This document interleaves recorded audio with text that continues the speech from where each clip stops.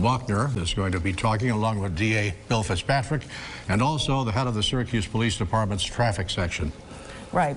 And there you see, there is the press conference, and the public relations spokesperson is there, Matt Milikowski. We're just waiting for it to begin. And again, this is the scene at the Public Safety Building. The DA is standing by along with Chief Buckner, the police chief, and the head of the Sergeant traffic Matthew section. Malinowski, the Syracuse Police Department's Public Information Officer. We're hosting this press conference today to inform the public about a collision that occurred last night. That's Wednesday, February 20th at around 11:22 p.m. on Interstate 690 East near Thompson Road in the city of Syracuse. Here to discuss this incident is Chief Kenton Buckner of the Syracuse Police Department. We're also joined by Lieutenant David Brown from the Syracuse Police Department's traffic section to answer more detailed questions about the crash. Also in attendance is Onondaga County District Attorney Bill Fitzpatrick, and he'll be available for questioning also. The chief will speak and then take questions, and then the others will be available in order to take questions that you may have. Thank you. Good afternoon. The statements provided today are based upon preliminary information and are subject to change. Our thoughts and prayers go out to the Jimenez family and friends, and also want to remember Mr. Boeheim and his family. During our early part of this investigation, we have learned that the Jimenez family is from Cuba and largely Spanish speakers. With that in mind, I have a very brief statement in Spanish. A la familia de Jorge Jimenez. Lamentamos su pérdida. Nuestros pensamientos y oraciones están con su familia y amigos. On Wednesday, February the 20th, 2019, at approximately 11:22 p.m., Syracuse police responded to 690 East near the Thompsonville Road for a crash. Upon officers' arrival, they found a 51-year-old victim, later identified as Jorge Jimenez of Syracuse, who had been struck by a vehicle. The victim was transported to Upstate University Hospital, where he was later pronounced dead. Our preliminary investigation indicates that the victim was an occupant in a vehicle that had lost control, striking the guardrail. The occupants then exited the vehicle and proceeded to walk on the highway with close proximity to that vehicle. An oncoming vehicle noticed the disabled car and tried avoiding the vehicle, which was in the middle of the road. As a result, the driver, James Boeheim, 74, of Fayetteville, New York, struck the victim who was crossing to the median. Both drivers remained on the scene and were cooperative with the investigation. Field sobriety and alcohol sensor tests for both drivers were negative for any signs of impairment. There are key points that we want to make sure that we emphasize that we have for the early parts of our investigation. They are that we received multiple calls on the incident, including one from Mr. Boeheim. Thus far, everyone has been totally cooperative with our investigation. We have interviewed 2 of the 3 occupants of the victim's vehicle and Mr. Boeheim this afternoon. I would like to reinforce that we have no reason to believe that either of the drivers of the vehicles was impaired at the time of the incident. In the near future, there will be an analysis of both vehicles, including data recovery and assessment of the damages. There will be reconstruction of the scene and analysis of the mechanics of the crash. And then lastly, we would conduct, at the conclusion of our investigation, we present a file to the district attorney's office for their review, and Mr. Fitzpatrick is here to take any questions that you may have for his office. That's all we have now for that. Again, we're about less than 48 hours into this investigation, so please remember that this is still an ongoing investigation, and we have limited information for you, but we will take your questions at this time. So there were any circumstance at this point that you know of where there might be any criminal charges or loss of license for Mr. Boeheim or the driver? At this time, we have no reason to believe that there are criminal charges that will be coming for anyone. Obviously, the final decision of that rests with Mr. Fitzpatrick, but at this time, we have no reason to believe that. So 3 people were in the victim's car. You said in the interview 2 out of 3. How many people were in Boeheim's car? Mr. Boeheim was in his car alone. For those people in the absence of the disabled car, were they related? Are they all family? I do not know the relationship of the individuals in the car, but I know that there were a total of 4 individuals in the vehicle. We've interviewed 2 of the 3. There's 1 remaining individual that needs to be interviewed. What do we know about Coach Boeheim's whereabouts between leaving the Carrier Dome and the game last night until this crash? That's some information that's part of our ongoing investigation. I think we have some of that information, but as we've stated earlier before, this is an ongoing investigation, and we will conclude all of that in our final analysis and present that to the DA's office. James Boeheim is arguably the highest profile person in Central New York. At this time, it sounds like you're ruling this an accident. This is a tragedy. Certainly, it's an accident to where Mr. Jimenez has lost his life. We certainly want to make sure that I understand, given Mr. Boeheim's footprint nationally, why we have all of this attention. But we really have an accident where someone was killed that unfortunately involved a high-profile individual in our community and nationally, and that's pretty much how we're treating it. We want to make sure that we dot our I's and cross our T's and certainly do the right thing, but that's simply what we have is an accident. But based on what you're explaining, it sounds like Coach Boeheim did exactly what any driver in this situation should do. Mr. Boeheim did exactly what we would expect him to do. He stopped. He attempted to render aid. I believe at some point that he even attempted to stop other cars that were coming over that crest from hitting the vehicle that was still there in the roadway. So he did exactly what we would ask him to do. He was cooperative during our investigation both last night and today, and he could not have been more cooperative. Chief, how were the road conditions at that point? Did ice or anything like that play a factor? I believe that the weather and the conditions there played some role in that. Obviously, that's a part of the analysis that we will do. That's part of our reconstruction. That information will be provided later. Do you know where the victim and the rest of the people in his car were going or coming from? I don't think that we have that information this early into the investigation. What do you know about the crash initially that led to the victim and his car being disabled in the middle of 690? I believe that the victim's car hit a patch of ice or something, which caused them to hit the guardrail there. The occupants obviously realized that they were in a very compromised position, being there on the roadway. Did what a reasonable person would do, which is to try to get out of that vehicle and get to a safe location. Unfortunately, they were not able to do so, all of them, before actually being struck. I also want to recognize that there was a second gentleman that had minor injuries that we believe that was hit by a mirror of the car, who has minor injuries as a result of this incident as well. That second injury coming from the same group of people? From the same incident, yes, sir. But the same vehicle, that disabled vehicle, somebody with Jimenez in the car? Someone with Jimenez, yes, sir, with Jimenez in the car, yes, sir. Tell us a little bit more about Jimenez, 51 from Cuba. In speaking with his family, what was that reaction, that conversation like?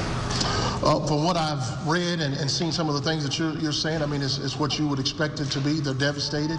Anytime you have someone's life, snatched away from you like that on an evening to where he's probably returning home or from some kind of event that we all do in the evenings, and to find that individual's not coming home again, is to be expected that they're devastated by this loss. Did anyone come down to the scene to meet Boeheim while he was dealing with everything there? I'm not aware of anyone. Did he have anyone assist him? I don't think so. That was not my understanding. How much time elapsed between Jimenez's vehicle hitting that patch of ice, hitting the guardrail, and then when Jim Boeheim's vehicle came to all of that will be a part of a deeper analysis that will be provided later once we are able to put all of the pieces together. Could it be as quickly as seconds or several minutes? I don't want to guesstimate on something of this magnitude. All of that will be a part of our final analysis. Can you just clarify if Boeheim or is this one? I believe there were 2 people that were struck. Mr. Jimenez, who ultimately died of his injuries, and then we believe another gentleman who received minor injuries as a result of that impact as well. Your detectives are very good at what they do. What was it like for them to have somebody of Coach Boeheim's stature on the other side of one of those interviews? I appreciate your compliments on our workforce. I can tell you that the members of the traffic unit are good at what they do. Our detectives are good at what they do.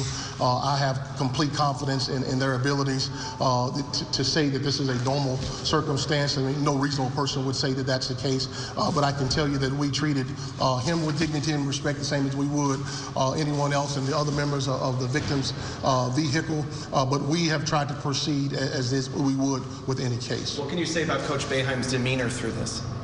Again, he has been cooperative. He volunteered to do many things. Everything that we've asked him to do, he's done, and he could not have been a more cooperative person in this incident. The word has been used that he's heartbroken. Is that something your officers saw? That's my understanding, that he certainly has been moved by what has happened, as anyone would when you think that your accident has caused the death of someone. Chief, a logistic question. Was the car that got in the accident in the middle of the road and Coach Boeheim was trying to weave around? Like, do you know where he may have been? It was my understanding that the car was perpendicular on the road there to Mr. Boeheim came over the crest of that hill, which is what he was trying to avoid. Okay. And was Mr. Menace struck like was he on the side of the road or was he within the line? I would leave that to Mr. Brown to give you more details about where Mr. Jimenez was exactly struck. Yes, sir. To answer your question, at this point, what the data appears to indicate is the 4 passengers of the vehicle were attempting to cross from the vehicle northbound to the northbound edge of the eastbound lane of 690. They were attempting to cross a guardrail to get into the center median for their own protection. It appears that Mr. Jimenez would have been approximately in the area of the northern 5 line of the roadway. Are we talking on the feeder ramp or on the main highway? On the main highway. Yep, just past where the off ramp would break off from 600. Just past. Yes, correct. Is that what you would advise people to do if they were in a similar situation, leave the vehicle and get behind the guy? It would be very situational as to what would be the best course of action. I certainly understand their thought process, which is if you remain in the vehicle in the middle of the roadway, there's a strong likelihood you might be struck by another motor vehicle, in which case you could be suffering the exact same injuries that were already suffered. Obviously, what we would want people to do is try to get to an area of safety if at all possible. Obviously, that has to be environmental. You have to watch for any oncoming vehicles or whatnot, and whatever move you make, you need to make with some alacrity. You need to move quickly. Based on the chief's description of where the car was perpendicular, it sounds like all 4 in the Jimenez party were in a precarious situation to begin with, and then it sounds like it's hard to avoid for any oncoming traffic.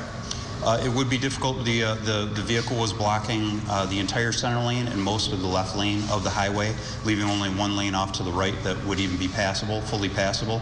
And considering the conditions, the conditions of the roadway, the darkness of the night, that stretch of highway, with that small rise being just before the crash scene, it would be very difficult to see that vehicle before you come. Did Coach Boeheim attempt to avoid the car, and did ice play a factor in the fact that he couldn't stop? It's far too early investigation to say exactly what factors physically were involved with the crash. He did report to us that he'd observed the vehicle and swerved around the vehicle in an attempt to not strike it, and that was corroborated by the... And are you using any security footage or DOT cameras to reconstruct this incident? We're seeking any footage that we might be able to find. We're seeking footage. We're still attempting to locate and interview any additional witnesses that might have further information to try to shed some light on exactly how the crash occurred. Was he interviewed at the scene? Was he interviewed somewhere else? Did he ask for a lawyer or to call his wife or anything like that? Mr. Boeheim? Yes. Mr. Boeheim was initially interviewed at the scene. He was transported to the public safety building, as was the driver of the other vehicle. That was in large part for safety's sake due to the conditions of the roadway. The officers responding were still trying to shut down all eastbound traffic on the roadway, and the sergeant on the scene felt it was safest to try to remove as many citizens as possible. The other 3 people that were in the original vehicle were all transported.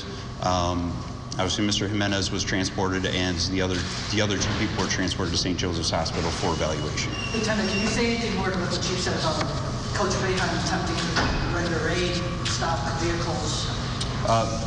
Mr. Boeheim reported to us that after he brought his vehicle to a stop, he retreated back towards the crash scene, and he observed that Mr. Jimenez's friends were already attempting to render first aid.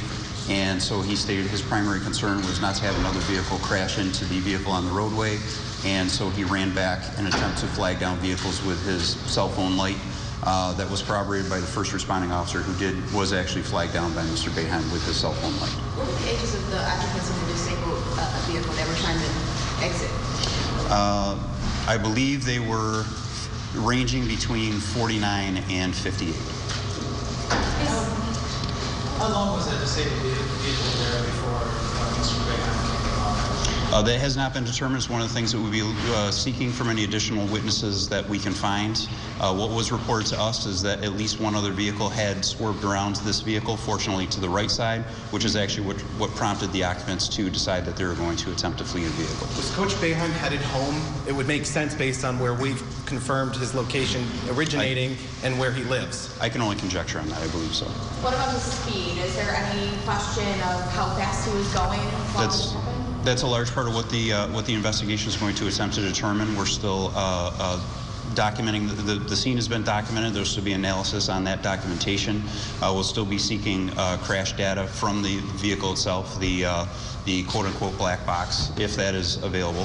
So all those will be factors in trying to determine and nail down exactly what speeds were involved. From both the vehicles. We want to establish the mechanics of both the crashes to find out how the original vehicle became disabled in the roadway and how the ultimately fatal crash occurred. And he was driving a car licensed to him and under his name. Coach Boeheim was driving a car licensed to him under his name, anything like that? I'm not sure exactly who the registration was titled to on his vehicle. Can you give us the types of vehicles and nationalities? Let's see, the initial disabled vehicle was a black Dodge Charger, and the vehicle Mr. Boeheim was operating was a GMC Acadia. Bill, if you want to step up to the podium, if you're ready, it's no secret you're the biggest Syracuse Orange fan there is. What's it like for you and your office to deal with this? What does this mean for really a huge part of this community? It seems to be a tragic accident. You know, the chief said it best. This is just, at the end of the day, just a horrible, sad tragedy. Taking time to offer condolences to the Jimenez family is what the chief did first. The story obviously is newsworthy because of the notoriety of the coach, but this is the loss of a human being. It was an accident in the pure sense of the word. This is a black vehicle right in the middle of the roadway.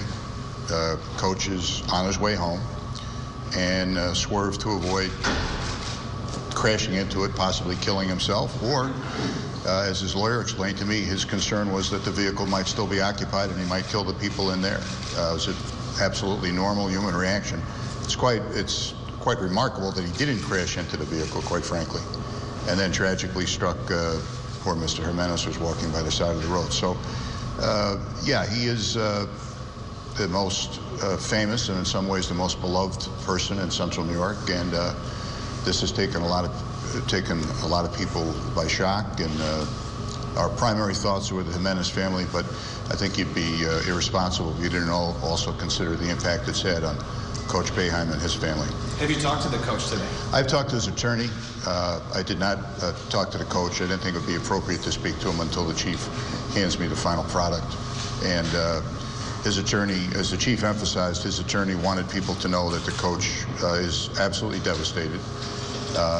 He did, as the chief reported, put the cell phone light on his phone and attempt to ward off other drivers from crashing into the vehicle, and actually located or helped SPD locate exactly where the people were. That's a very, very dark stretch of road. There are no street lights in that particular area of 690. Did you make the initial 911 call? I'm sorry? Did you make the initial 911 call? I apologize. Did I make the... Did he make the initial 911? Oh, the initial 911 call. He was one of the callers. I don't know what sequence he was in, Lieutenant, but he was one of the 911. There were multiple callers that reported the crash. He was there were callers that reported the original crash and the disabled vehicle, and he was one of the very earliest that reported the secondary crash. Bill, one of the things you and I talked about earlier today, concerns that perhaps some in the community will view Jim Boeheim and his notoriety as deserving of special attention. What can you say to this community to assure them that's not going to happen? The chief and I have been completely transparent about this. That's why we're here today, talking to all of you. We've answered every one of your questions. We'll cooperate fully with the deceased family, give them all the information that we have. There's absolutely nothing to hide here. I can't stop people from being stupid and gossiping and whispering.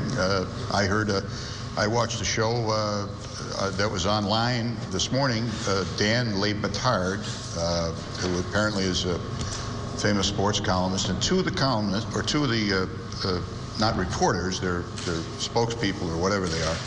One of them speculated that Boeheim had been drinking. That could have been taken care of with a 30-second phone call to anyone that knows Coach in Syracuse, New York. And the second was a guy said, as a matter of fact, that Boeheim fled the scene. Well, both those assertions are completely false. So when garbage like that gets out there into the mainstream, that's why the chief and I are here today, to put that to bed. That's not what happened. Chief, Coach Boeheim not known to drink based on what you said, that a 30-second phone call would alleviate that rumor? I've known Coach Boeheim for 40 years. He does not drink alcohol. Chief, I'm sorry. Lieutenant, Chief? Anyone can be lost. Anyone can be probably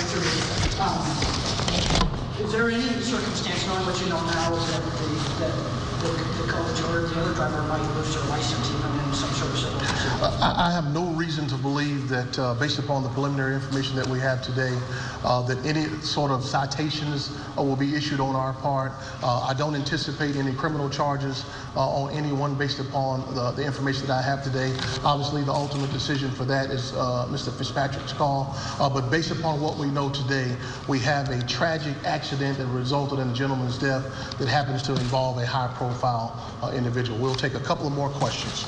Were all four members of the victim's vehicle outside I believe so, sir. Yes, sir. Doug, just to follow up on your question.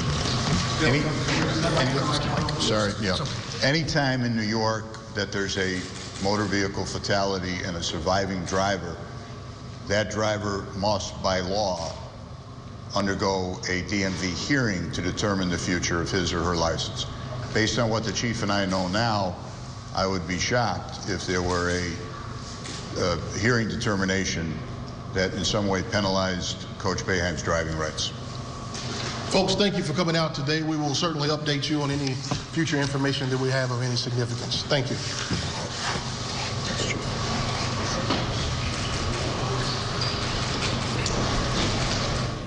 And there you have the latest information from the Chief of Police of the city of Syracuse, somebody from his traffic division and the Onondaga County District Attorney, all updating the public on the highest profile person in Central New York, SU head basketball coach Jim Boeheim, and his role in what appears to be a tragic accident last night on Interstate 690. Jim Boeheim traveling east, presumably on his way home after the Orange victory in the Carrier Dome just hours before, and in the midst of that, coming on a disabled vehicle in the middle of the interstate. Outside of that disabled vehicle were four people, including this 51-year-old victim, Mr. Jimenez. Boeheim's vehicle then striking Jimenez and killing him. The police chief saying it as certain as possible that this appears to be an accident, that Coach Boeheim did everything a person could be expected to do in that moment. He not only called 911, he not only gave an interview to police at the scene, he not only went to the Syracuse Public Safety Building following, but in those moments following the crash, he tried to render aid to the victim. He also got his cell phone out, turned on the flashlight on his cell phone to try to ward off and warn oncoming traffic from being in a similar crash to what he just endured. So you're hearing these leaders of Central New York say they're trying to be transparent with all the information they have, because they know that Jim Boeheim is the highest profile person in Central New York. They want to make sure that people aren't spreading rumors, that people aren't thinking he's getting special treatment. You heard it from them directly. They've heard the misinformation already. They've heard national radio outlets speculating things, and they flat out